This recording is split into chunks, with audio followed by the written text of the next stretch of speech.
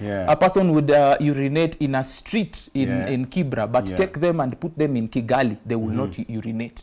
Yes. Because there is a system around that person to be able to influence their unconscious.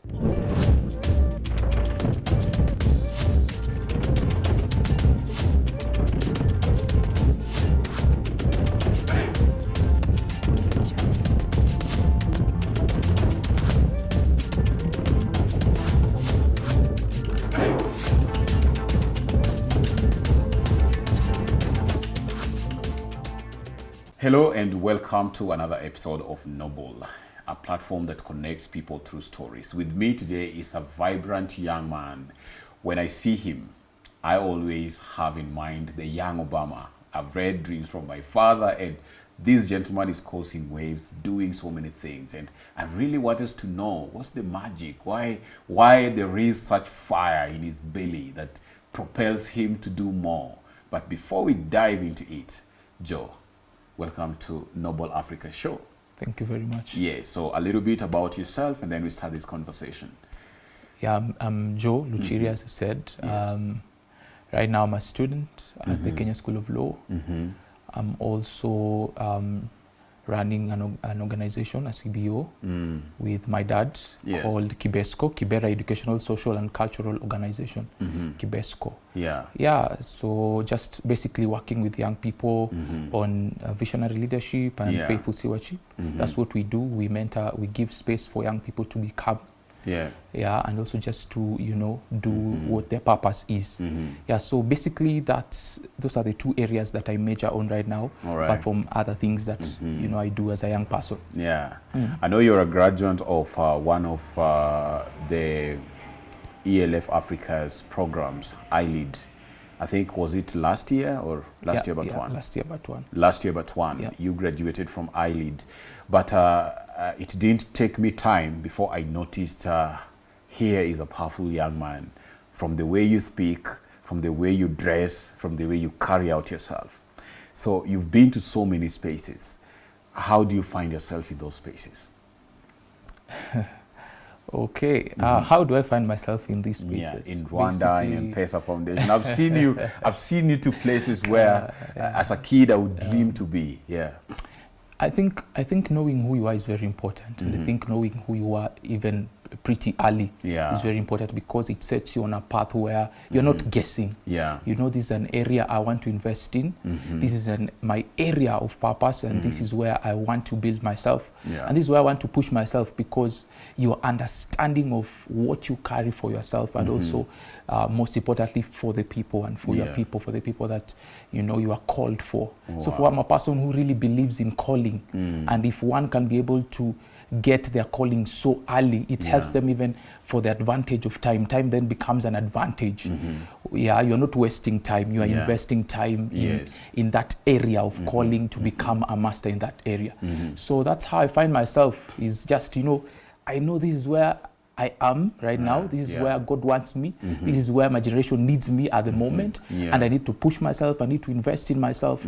And as I invest in myself, as I'm growing each and every time, there's always a demand for you to be in these spaces. Right. So like the trick almost is, are you growing? Yes. So as you grow, then there's a demand on your growth. There's a demand on that quality, on that value that you are carrying. And then that's how you're finding yourself, in these spaces, wanting to grow more. And also, just people that have seen your growth, they want also to taste of what you have. Yeah. So you mentioned the call and what your community want of you, what your society want of you. What is that calling? What exactly does your community need you to do? Yeah, so I'm a person who, growing up, I've grown in Kibra. Yes. And I remember, I think my leadership started quite early in primary school, since class 1 and everything, just being chosen to be a leader and all. But when it started to be now a consciousness in me that this leadership is my calling, is when now growing up I'm seeing the difficulty, of my family, what you are passing through. It came about when my father was actually working in government. You know, life is good that time. You're enjoying life and everything. Enjoying life in Kibra or this upper Kibra. Yeah, there is upper Kibra. Yeah, okay. Yeah, so there's a time he had, you know, my dad was quite, you know, rich at some point. Yeah, being called to Harambes. You know, when you have money, you have a lot of friends and everything. You attract places where you need to dispense that money. Unaitwa mkubwa, mheshimiwa. Yeah, so going to all these places, having big friends, you know. But it came a time where he lost his job. Now my dad is this person who is for integrity. Like for him, integrity. So refusing to, you know, indulge in corruption, he lost his job. He worked in a few government agencies, and the trend has been one. His integrity has made him to move from the job. So he lost his job, and everything now was on a downtrend. Everything was like falling, you know. So we went to it was like our darkest moment. I remember when I was in class 7, class 8, when I was the president of my primary school, was when we were having our darkest moments. And, you know, everything just, you know, going to a place where you're even, you know, thrown out of houses and everything. Wow. And it became a burden for me. One thing I came to understand, I picked a burden that, you know what, there's something we need to change. And that's how can we be able to bring about a leadership that values integrity and values the people. Wow. So for me then, it became a burden. And at some point, it was something that was, it brewed bitterness in me.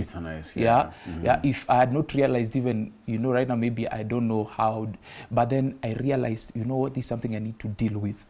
And that's how I picked it, you know. So and you got I realized, angry, and you channeled your anger to the right channel. I've read somewhere that if it doesn't get you angry, then you're not doing enough. Or you're not seeing things. That's true. That's where I started now being very intentional about now my leadership and how I'm scaling to, you know, different levels of my leadership. And that's how, you know, my dad kept on just encouraging me. I think that's very important for a life of a young person. To get someone who can be able to affirm you each and every time. My dad is this person who kept on like reminding me each and every day, you know, you are a leader and you need to be informed.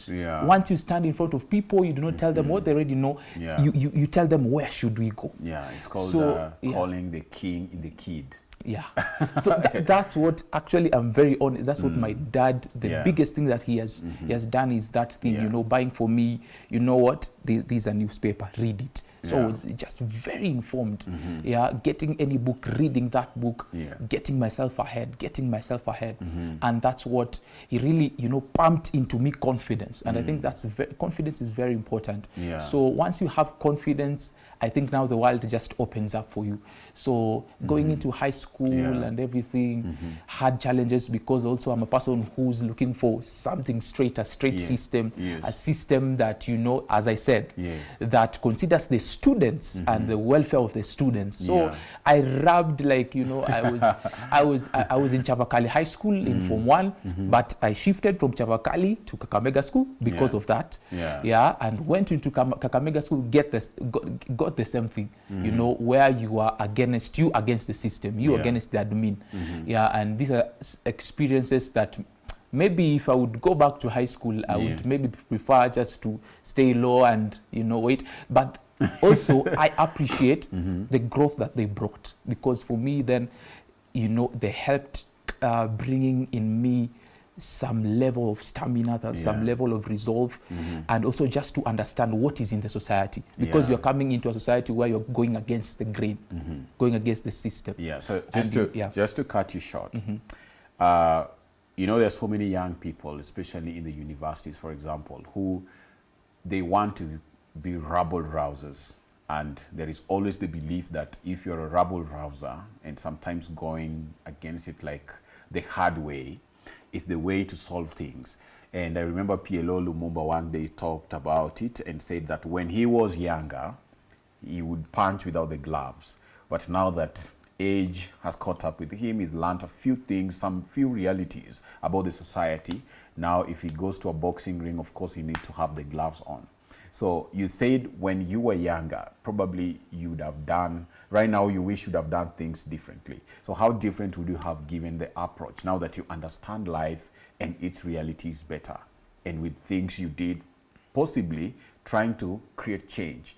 And we can say age comes with experience, and the people you also meet in your circle makes you grow. But there are those young people who are maybe like you, and how would you wish you'd have addressed some of these issues? As much as maybe I would have done it differently, what I really want to stress on is those experiences that I had were very important for where I am right now. Oh, yeah. Because it is in that stressing that strength is coming in, stamina is coming in. You know, that place where you want to pioneer things, pioneered quite a number of things in my high school, coming up with the law club, where I was saying, you know what, we need to have prefects who are informed, even as they're leading. So you can see that is translating to what I'm doing right now in the society. You know, that pioneering spirit of, you know, bringing also Kibesco to, so I don't know if I would do anything so different. Maybe be much calmer. And, you know, just watch things a bit, and also maybe kuficha game kidogo, just hiding who I am until I get the post. You know, that's in that school setting. That's what I would have done, you know, because I came showing myself, you know, this is who I am, this is what I want, and everything. I think I overexposed myself and my intentions, as opposed to someone who would have been calmer, showing like here and there. The and then once you have this post and you are, you know, you have the system, then you can be able to effect what you want to effect. One of your initiatives that I love the most is Kibesco, and maybe you tell us a little bit about it. Why did you decide to come up with Kibesco? And there's a little bit of the cultural aspect in it, which maybe we'll talk about later. But why did you come up with Kibesco? Is it a community-based organization, or a CSO, or an NGO? So Kibesco is a community-based organization. So for us, we saw a gap, especially for young people who are in urban slums. You find that they're very good. We right now in our society, we have very good programs when it comes to leadership development. But are they trickling down to urban slums? So we're looking at, you know, what are some of the opportunities do we have in urban slums to be able to mentor and to help the young leaders in urban slums to grow. So we realized, because if we want to transform societies and communities, it is good, because I believe every savior has a cross. So for us to save the young people in urban slums, then there is a person in that urban slum that needs to be empowered. Because saviors, the savior of those urban slums will come from those urban slums. So we're thinking, how can you be able to bridge the gap? Because I realized, you know, people in other areas who are in, you know, better, in a more maybe better settlements. They can easily get these opportunities. And they know what they want. They know. But let me tell you, Andreas, there's someone right now in Kibra who has never gotten out of Kibra. A young person with no exposure, no nothing.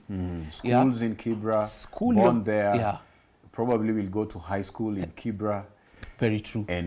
And after that, get a kid, after that, marry, or even don't, you know, and die there. So we're looking at how can you be able to bring exposure, especially to the leaders. Because we've seen, if there's a person who can be able to create impact, is a leader who's been given exposure. I think we saw it even when you look at MP, our late MP, Ken Okoth. He was a person who grew up in Kibera, but then he got exposure, got to Stare, and also traveled abroad and everything. And when he came back, he was really revolutionizing the area. He understood of the people deeply, very well. Because his perspective is now diversified. Very true. So actually, he was the best performing MP, I think, in 3-4 consecutive years he did a good at job that time. Kibra, and also got an opportunity to also benefit from his programs. He actually had a program for student leaders, and that time I was also a student leader in my school. So you belong to the program? So I really saw that if there's something that is so important, we saw that it's exposure. And that's why now we came with Kibesco to be able just to create an environment for these young people to thrive and to get opportunities to grow. And I know you run this through the program called Chipuka. So talk about Chipuka. Whom are you targeting to run to the program? I've been there to facilitate some session, and I understand that there's a great job that you guys are doing there with young people. So right now, not just Chipuka, we have 3 programs. We are doing that through Chipuka, the one you said. We're doing that through also this Chipuka Student Leaders Edition. I'm going to explain them. And also there is Leadership 360 Degrees Conference, and we also have what we call Jasiri Talks. So Chipuka is for young leaders who are the age of from the age of 18 to 26. We believe that is the age group we can still bend. You know, they are still forming their convictions and everything. So who are in universities and also who are working in different organizations. And I believe, you know, Kibra is one of the areas with the most number of organizations, yet with a little change. So who are just leading in schools, universities, and, you know, organizations. And then for them there, we give them leadership development and also development through Chipuka. Is an 8 weeks program. So then we have Chipuka Student Leaders Edition, which is for high schools and primary schools. So we believe if we can be able to attack these guys quite early enough, then we're going to form convictions that are going to change our society. So we are going into primary schools and high schools. Right now we've just done in Kibra and also some other few opportunities outside Kibra, but our major is right now is Kibra. And then we have Leadership 360 Degrees Conference, which is now a conference that now brings together young leaders from different places, different areas. It's a 3-day conference, and also we are bringing also their thought leaders. It comes annually. So this one is just one that is we are coming together to be able to drink and also to go and continue with the work that the young leaders are doing. Then we have Jasiri Talks. It's just more or less like a talk show where we are having just young people come to converse on emerging issues, emerging trends, and issues affecting young people. So what is the cultural aspect of Kibesco? Because, when you talk about culture, we have a generation of young people who cannot identify with some of the cultural aspects of their ethnic community. But, Kibra, I've grown in Madare slums, and I know how you fuse so many cultures into one. But again, there's a way the family, if they have connection with the rural areas, then you come to understand a few things that isolates you from the fused group or the integrated community that you now belong to. So what is the cultural aspect? What is the target of this one? We've explored that cultural aspect in a very unique way. Also, because also some of these things that you want to do also, they're enabled by funding. So once funding does not allow you to some extent, you cannot go to some extent. So we're looking at this thing right at the moment in these 2 ways. One is you are mentoring leaders who will lead in a society where people are different when it comes to culture. So how do you integrate a society like the one you said, Madare, to become one in the midst of people who are coming from different cultures? Then 2 is changing the culture in this way. When we are talking about now the mindset, the mind of a generation. How do we change the culture of a generation, the mind of a generation? Because I believe, what is in the mind of a generation is what influences how a generation lives. Because when you talk about the unconscious mind, the subconscious mind, how do we get ourselves to think about the unconscious that has really been in autopilot for us, that has really been influencing how we live, how we do things, and then lead to a society that is so unequal and a society that is not quality. In the work of looking for a quality society, how then do we change the mind of the people? And I believe the mind of the people is the subconscious. What is in the subconscious that influences the habits that we are seeing? When we are talking about having clean cities, there's something in the subconscious that makes a person eat a banana and throw it. So how do we think about that unconscious and make it conscious and change it? When you're talking about, you know, it's like take a person, a person would urinate in a street in Kibra, but take them and put them in Kigali, they will not urinate. Because there's a system around that person to be able to influence their unconscious, to be able to help them know, you know what, this is not right. So how do we change then the mind of this generation that is coming up? So that's how we're looking at culture. Culture as a way of life, as things that we've been doing quite a number of times until they've become part of us. So how do we go to that and change it for the better? There's always a common face in all of your activities, and I admire the relationship you have with your dad. And over time, you've spoken of how he has been the person who calls the king in the kid through your work, and also as you're coming up as a young man, like the exact things he's told you sticks with you, reminds you, affirms you. So I admire that relationship greatly. So how has it been? Like, it's just going back, you know, how integral is the role that your dad plays in making you Joe? Because I see him everywhere. Sometimes he just sits back and looks, you know, and even sometimes you may not even notice. I'm a product of mentorship and radical mentorship for my dad, I would say, because he's a person, apart from affirming and everything, would call us for a moment. He calls it, you know, wisdom hour. Call all of us in the family. It's a moment with the father. You know, he's giving boys us wisdom. Only, or no, just everyone.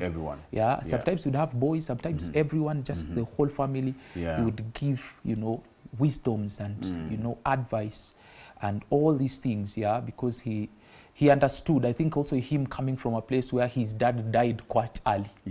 When I think he was 5 years old. So he wanted to provide what he did not have. So he's been a person who's been very present. He would make time for us, talking to us as his sons, as his children. You know what? This is how you're going in life. In life, you'll meet this kind of people. Beware of this. They're just making you aware of, you know, quite a number of things, and I think it has really played a very, even my mom. My mom is one who now she's behind the scenes. But then you realize for me and also for us, even as Kibesco, to be able even to do events and to provide food would not have been possible without my mom. Without the mom, so my mom now, she does catering and she can do cooking for, you know, huge number of people. So we have not also, you come to a place where we've not gotten to a place where our funds are enough to provide food. So what you can be able to provide is what your mom can cook. But now we cannot pay for the service. So you see, we cannot pay for someone else catering services because, you know, it becomes more expensive. But at least my mom, we can say, this is what we have. Can only just buy food. But then the skills and everything. Actually, she's been the one supplying just free services for us in our events. So it's just so important. I think my dad has supported me even in different fronts. Looking at school, when I'm a leader in school, also in the parents association, he's also a leader. So people are seeing, okay, there's a correlation between this guy and the dad. So he's also leading in the parents association, always talking in all meetings. Always advising people, giving people advice. I think he's also very informed. I think my dad has really invested in books, a reading culture, and the wisdom, the knowledge, and also that comes with years. Do you guys read like he does? I do, and that's why I'm here. The way I said, I think he always told me, you have to be informed every time. If you are a leader, just know you have to be informed. So that's why I read books, read newspapers, even if they are not so popular to my generation. I read from front page, politics, everything and all. And also I have a habit to also look at documentaries more than movies. So for me, it's like, how can I be able to see developments? I can just look at, you know, I want to see the transport system in Germany. Just looking at things. It's because of, I think, where I want to go, and also, maybe how can I look at how is the health system, education system Yes. in this country, that Finland? Yes. That's the best education system. How does it run? How does it go? So I'm looking at those things, getting ideas. To broaden your perspective. Yeah. Because you're gearing for the greatness that is coming, right? Yeah. So to a young person who is watching this show today, what will be your parting shot?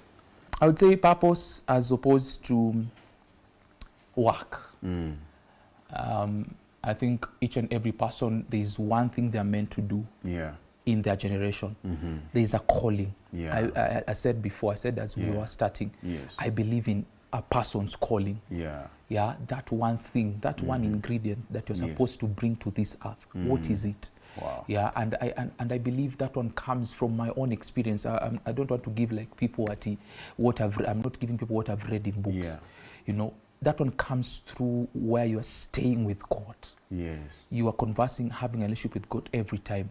So for me, I came to a place where I understood leadership for me is God told me now, straight up, for you, your leadership, my son is going to deliver the oppressed. And under your leadership, people are going to be made free. The poor people are going to, the oppressed are going to be delivered. So you see, for me now, there's something beyond money. There's something just beyond showing up. I know if I fail right now, there are many poor people, many oppressed people that will not see their freedom. That if I do not rise up to a place where God wants me, then I've failed my generation. Like you have to reach your fullest potential. I have to reach there, and that's what makes me wake up each and every time. That's what makes me, when even I'm called to speaking engagements, I know I'm coming to raise a sound to my generation to be able to be awakened to their purposes and their callings, and to start to follow the roads that were meant for them before they even came to this world. So it is purpose as opposed to work. Very amazing. It's always a pleasure, Joe, and I hope that this is not the last time we're gonna sit here talk about many other things. So all the best with Kibesco. You guys are doing an amazing job. I love the conference, the first conference you had. Great speakers there. Thank you very much. All right. Thank you for having me. Thank you, and you're welcome once more. That's all from our end. We are looking forward to interacting with Joe for the future, because I know he's a young man, very vibrant, with a fire in the belly, as I called it. He's somebody who stands out, and I know from Kibra, the projects that they're doing, they're all meant to solve a problem. Remember to subscribe, and to the Click Pictures, always doing the magic. Thank you. See you next time.